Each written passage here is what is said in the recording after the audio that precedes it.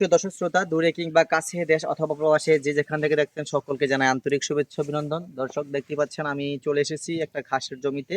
আর আপনারা অনেকের কাছেই পরিচিত এই ঘাসটা, অবশ্যই বুঝতে পারছেন যারা চিনেন। এই ঘাসটা হচ্ছে আমেরিকান গতেমালা ঘাস। নতুনদের জন্য নামটা বলে দিলাম। আর এই ঘাসটা সম্পর্কে আমি কিছু তথ্য দেবো আপনাদের মাঝে। আর এই যে যারা শখের খামার করতে চান, গড়তে চান, যে আমি আমার আত্মকর্মসংস্থান করব, নিজের পায়ে দাঁড়াবো, নিজে কিছু করব, অন্যের কাজে করব না, অন্যের সাথে দায়বদ্ধ হয়ে কোনো জব করব না, বিশেষ করে প্রাইভেট জব করব না। সেই ক্ষেত্রে অনেকে আত্মকর্মসংস্থান, নিজের কর্ম নিজেই জোগাড় করেন। সেটা হচ্ছে গাভী পালন, ষাঁড় পালন অথবা ছাগল পালন করে থাকেন। আমি বলবো এটা হচ্ছে একটা যুবক, তরুণ বা বৃদ্ধ যাই হোক বলেন না কেন, তাদের একটা খুব সুন্দর একটা প্ল্যান বা পরিকল্পনা, নিজের মতামত প্রকাশ করে নিজের নিজের মেধা খরচ করে প্রতিষ্ঠান দাঁড় করাতে পারলে সেটা অনেক বড় জিনিস, বড় পাওয়া। তো আপনাকে কিন্তু এই লাইনে আসতে হলে বিশাল বড় অঙ্কের টাকা নিয়ে আসতে হবে না। আপনার নিজস্ব যতটুকু সামর্থ্য আছে সেই সামর্থ্য অনুযায়ী কিন্তু আপনি এই লাইনে আসতে পারেন। সেই ক্ষেত্রে একটু খেয়াল করবেন, অন্ততপক্ষে বর্তমান যুগে যারা খামারি লাইনে আসতে চান তাদের প্রথম পরামর্শ হচ্ছে আপনারা কাঁচা ঘাস যোগানটা নিশ্চিত করবেন। বর্তমানে এই যুগে কাঁচা ঘাসটা চাষ করা খুব সহজ।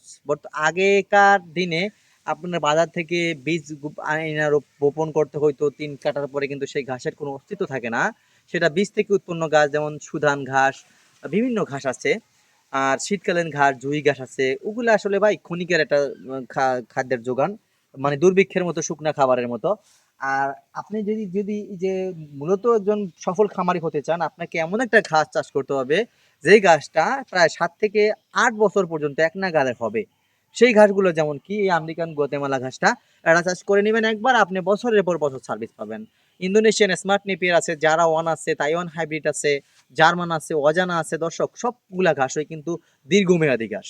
আপনি বছরের পর বছর, মাসের পর মাস আপনি একবার চাষ করেই ফল পাবেন। সেই ক্ষেত্রে আপনার এই টেকনিকটা জানতেই হবে।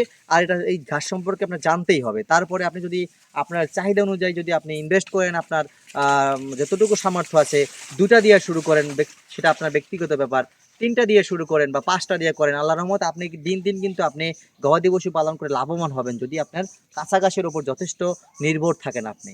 সেই ক্ষেত্রে আমরা কিছু কিছু কাটিং উদ্যোক্তা রয়েছে আমাদের বাংলাদেশে, আমি কাউকে খারাপ বলবো না, সব ভাইরাই কিন্তু আপনাদের সুবিধার্থে, আপনার কাজ সহজলভ্য করার জন্য কিন্তু এরকম খাত চাষ করেন, কাটিং প্রস্তুত করেন এবং বিজ্ঞাপনের মাধ্যমে কিন্তু কাটিংগুলো সেল করে থাকেন। তো আমরাই তাদের একজন। আমি শরীয়তপুর থেকে মোহাম্মদ শহীদুল ইসলাম, গোসাইরহাট থানা আমার বাড়ি। সেই স্বপ্নের পদ্মা সেতুর দক্ষিণ প্রান্তে আমাদের এরিয়া।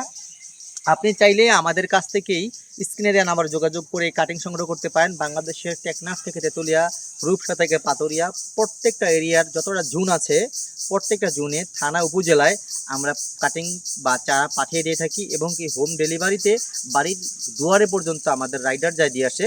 আপনি চাইলে আপনার পছন্দের ঘাস চাষ করতে পারেন, খামার প্রতিষ্ঠা করতে পারেন।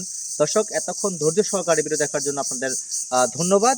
আর আপনারা ভালো থাকবেন, সুস্থ থাকবেন। আল্লাহ হাফেজ।